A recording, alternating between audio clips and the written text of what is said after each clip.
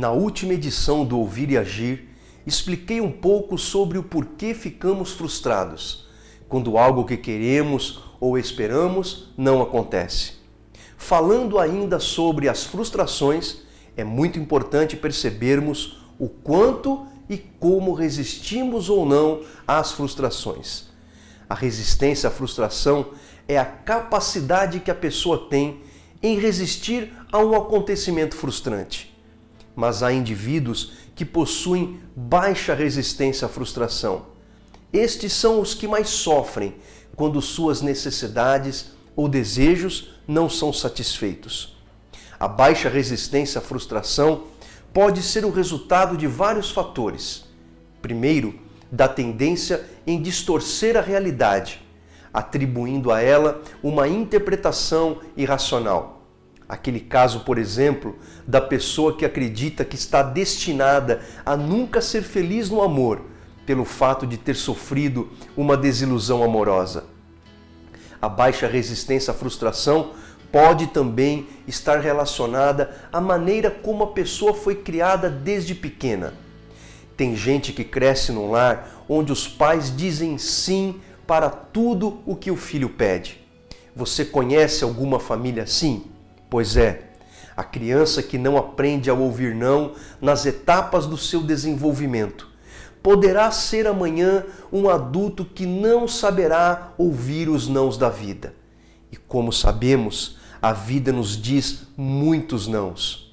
É muito importante que a criança passe pelas experiências da falta, da carência, das decepções, obviamente de modo suportável e dentro de certos limites.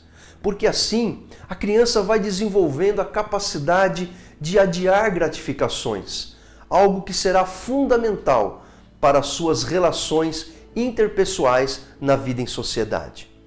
Em terceiro lugar, a baixa resistência à frustração pode estar relacionada à filosofia de vida da sociedade em que a pessoa vive.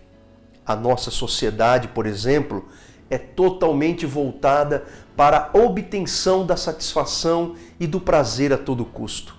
A consequência disso é que evitar a frustração se tornou um objetivo de vida das pessoas, as quais estão perdendo totalmente a capacidade de lidar com as frustrações e de se adaptar a elas.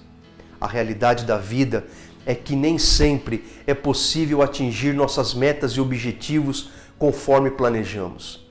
Há circunstâncias indesejáveis na vida que fogem totalmente ao nosso controle. Como sabemos, a vida de ninguém transcorre numa absoluta perfeição. Quem almeja isto vive uma utopia. Na vida amorosa, por exemplo, temos a tendência de idealizar como perfeitos a relação e o parceiro. E quando o ideal se confronta com o real, isso causa sofrimento, decepção e frustração.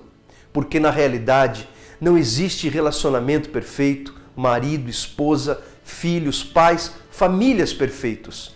Vamos ser sinceros, vez ou outra, todos nós sofremos algum tipo de frustração, seja nos relacionamentos interpessoais, na vida amorosa, nos projetos profissionais ou no lidar com o dinheiro. Daí a importância de aprendermos a lidar com as frustrações da vida. Precisamos desenvolver a capacidade para se adaptar aos imprevistos e às situações inesperadas, de modo criativo e construtivo.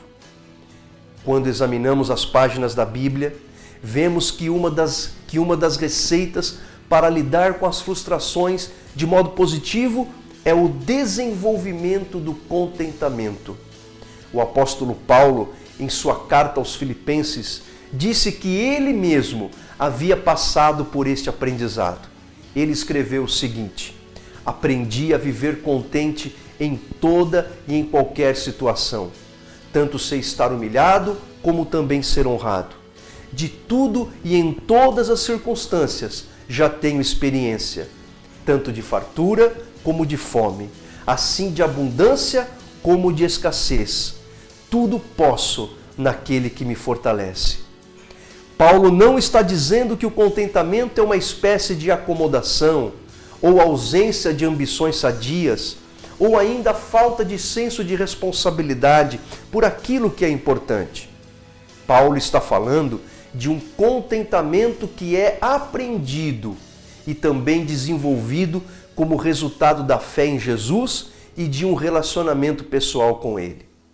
Este, sem dúvida, é o remédio mais eficaz para lidar com as frustrações. E então, estamos prontos para aprender a viver contentes em toda e qualquer situação?